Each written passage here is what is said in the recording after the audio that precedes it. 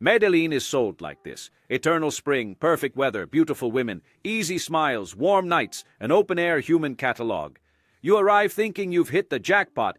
The city looks at you and thinks, oh, another fool has arrived. But don't get me wrong. Medellín is polite, charming, engaging, calls you by name, laughs at your joke, and makes you fall in love.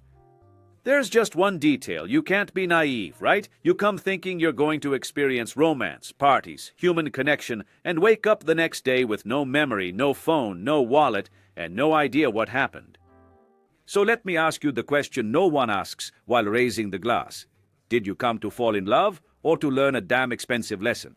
Because here romance blooms quickly, way too quickly, and the problem with everything that blooms quickly is that you don't notice who planted it.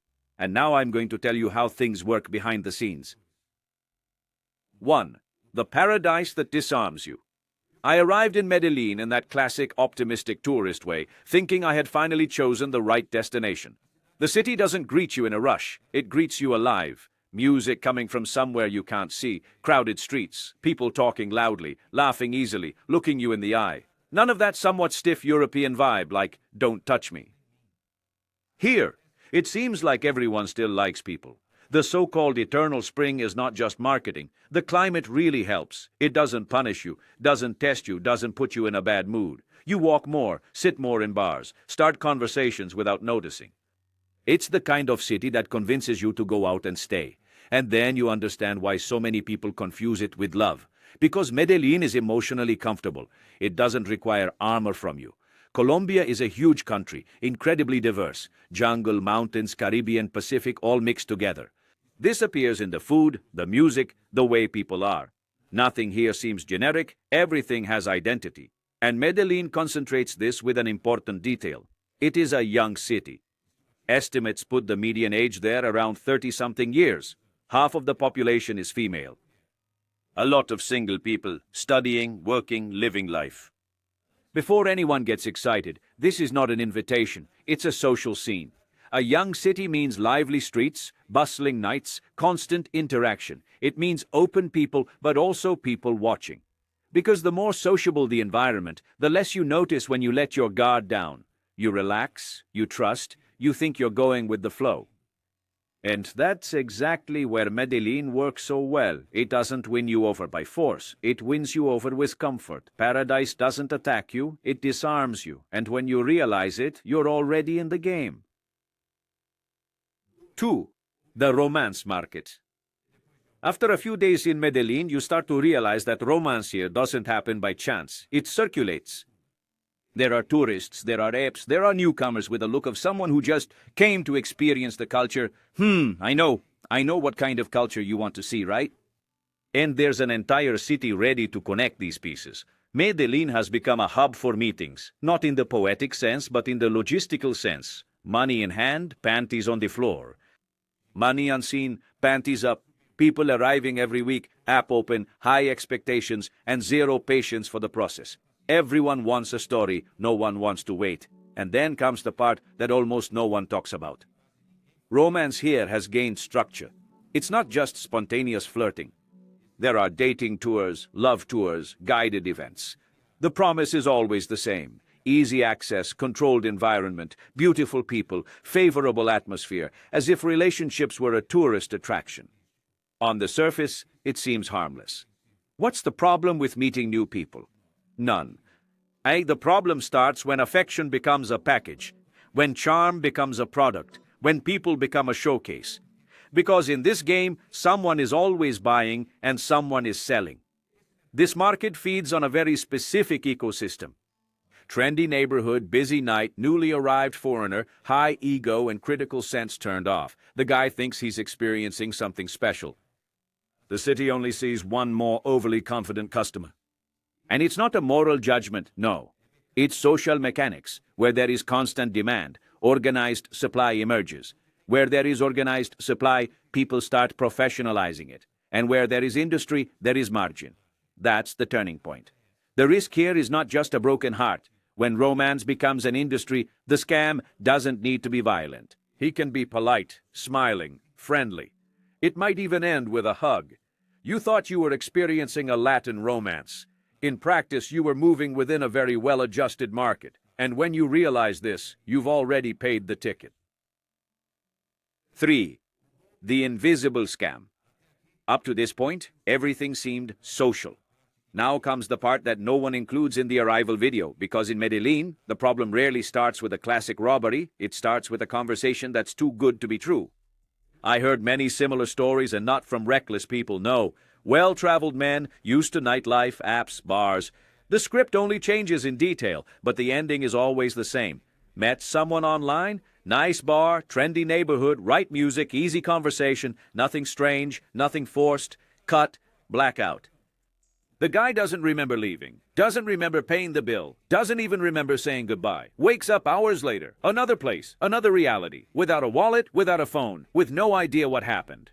That's where the name everyone whispers comes in, but avoids explaining too much. Scopolamine, known around here as the devil's breath.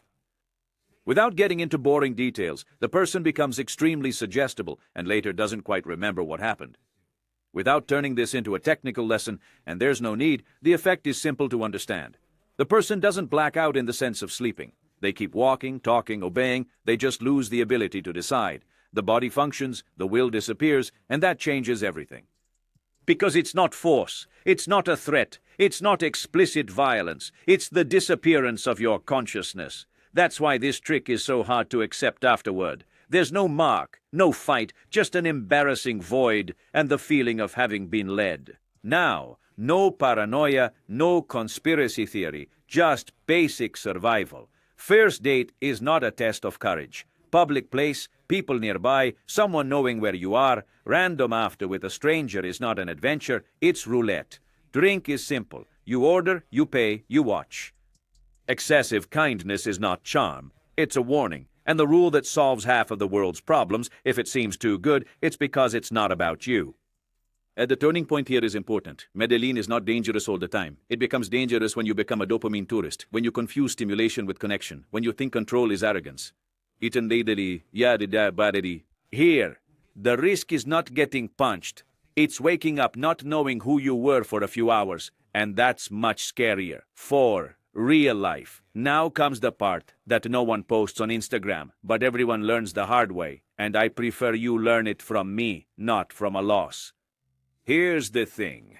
Colombia is all about hugs, smiles, easy conversation, but it also tests those who mistake friendliness for naivety, and you don't want to play the fool, right? So pay attention quickly. Transportation. Buses here are the bread and butter of real life. Crowded? Yes. Noisy? Also. Does it work? It works a lot.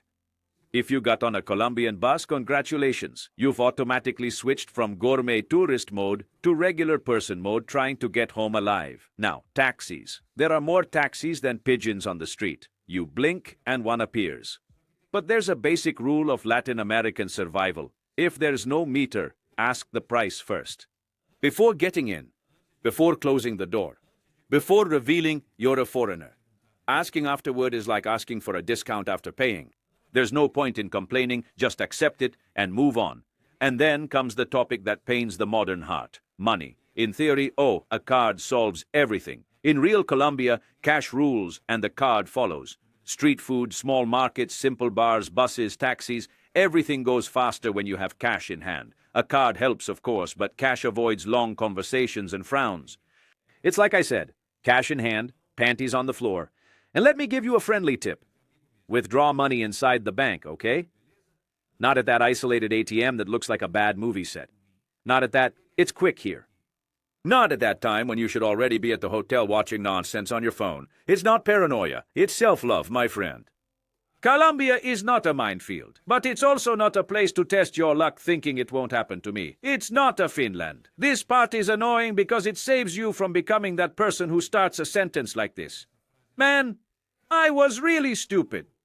After you understand how to get around, how to pay, and how not to make things easy, the city becomes wonderful again. Colombia treats you well, but expects the minimum in return. Friendliness helps. A smile opens doors. But charisma doesn't pay for a ride and doesn't buy peace of mind. So do the basics. Don't slip up, enjoy everything, and don't act like a fool, right?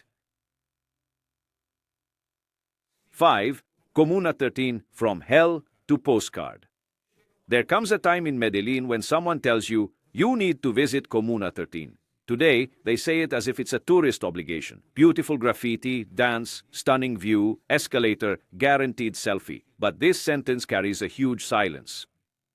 Comuna 13 was born like many outskirts in Latin America. Forced migration, people fleeing from the countryside, an absent state, and a perfect geography, not for living, but for control.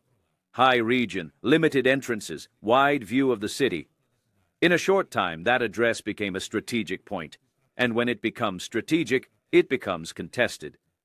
Here it was not just poverty, it was a route, goods passing through, factions fighting, and the stigma came with it. Living there was almost a foregone sentence. In the 1990s and early 2000s, Comuna 13 became synonymous with fear. It wasn't a neighborhood, it was a territory. But Comuna 13 had a detail. It is in an absurdly strategic position, entrance and exit of the city, a perfect route for everything you can imagine, and for many things you would rather not imagine. Result? Factions, militias, guerrillas, FARC, paramilitaries, organized crime, everyone wanted to take control there. Who lived in the middle of this? The population? And then comes the chapter that still hurts when someone tries to tell it too beautifully. Operation Orion, in 2002, a heavy intervention officially to regain control. In practice, it left deep scars, disappearances, collective trauma, forced silence. Stories that, if you are Latino, don't sound strange. Just change the name of the place. Nothing here was resolved with magic. Nothing was simple. What came next was an attempt to stitch the city back together. Cable cars integrated with the metro, open-air escalators cutting through the hill, real access to the center, to services, to work. The government invested heavily there afterward, cable cars directly connecting to the metro, open-air escalators. Before, a resident took 3 or 4 hours to reach the center. Today, it takes 1 hour, 1.5 hours. This changes everything. Employment, school, health, self-esteem. Did Comuna 13 become a tourist spot? It did. And along with the infrastructure came the showcase, art, graffiti, dance, tourism. It's the narrative of transformation. And it is real to a certain extent. Comuna 13 has changed a lot. Today, it is safer, more integrated, more alive, but it hasn't turned into a fairy tale because urban solutions do not erase memory. They coexist with it. The most visited place in Medellín today was the most feared yesterday, and this has an invisible price. The pain becomes scenery, the scar becomes an attraction, and the past becomes the backdrop for a pretty picture. It's not a miracle. It's a city trying to move forward without completely forgetting what it cost to get to. 6. Escobar still sells. At some point during the trip, the name appears, even if you are not looking for it. Pablo Escobar has become a ghost that refuses to leave. Not because the city wants it, but because he brings money. Here begins a silent struggle. On one side, the government trying to push this story into the past. On the other, an entire market determined to turn it into an attraction. The most symbolic example of this is the former Monaco building, the building linked to the cartel. There was an absurd explosion there, about 80 kilograms of explosives. It wasn't a movie, it was real. And those inside didn't choose to be part of the story. It was Escobar's fortress in the 1980s and suffered a bombing attack in 1988, leaving dead and injured throughout the city. The building was demolished in 2019 to make way for a memorial to the more than 45,000 victims of drug trafficking in Medellín. For years, it became a pilgrimage site. Selfies, poses, ironic captions, as if it were just a series set, until the building fell. In its place, a memorial was born. No glamour. A wall with marks, each mark representing a life. Around it, records of attacks, bombs scattered throughout the city, dates, addresses, names, more than 40,000 lives lost during that period, not extras. Ordinary people, entire families caught in a war they did not choose. And even so, there are people smiling in front of the memorial. This is where the contradiction becomes impossible to ignore. For some, Escobar is still remembered as a kind of Robin Hood, the guy who built houses, helped communities, stood up to the state. For others, and there are many, he is just the one responsible for a collective trauma that never healed. This division is not historical confusion, it is an open wound. And then comes the never-ending fuel, Narcos. The series didn't invent the myth, but it made it elegant. It simplified the horror, turned chaos into a palatable narrative, sold a character. The villain became charismatic. Violence became aesthetic. The result? T-shirt, mug, guided tour, improvised museum, photo on the rooftop. Escobar stopped being just a crime. He became a trademark. And the turning point of this chapter is this. There are places where history has been so exploited that it became a souvenir. And this says much less about him and much more about our strange need to consume tragedy as entertainment. The man died, the cartel fell, but the ghost still profits. 7. Who killed Pablo? But after all, who killed Pablo Escobar? This question is not morbid curiosity. It is a historical discussion that still divides Colombia. There is no single answer here. There are sides, and everyone thinks they are right. Version 1, he killed himself. This is the version of the supporters, the fans, and those who still need the living myth. The story goes as follows. On December 2nd, 1993, surrounded in the Los Olivos neighborhood, Pablo supposedly decided to kill himself to avoid being captured and extradited to the United States. This argument relies heavily on a famous phrase attributed to him. I prefer to die on Colombian soil than rot in an American prison. Beautiful, dramatic, cinematic. Netflix approves. The inconvenient detail. This version doesn't quite match the technical reports. Version 2. It was everyone together. Here comes the crowd that doesn't believe in anything simple. According to this view, Pablo's death was the result of a gigantic conspiracy.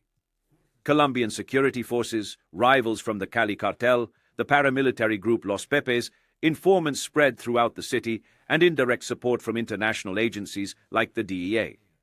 In other words, it wasn't a duel. It was a hunt.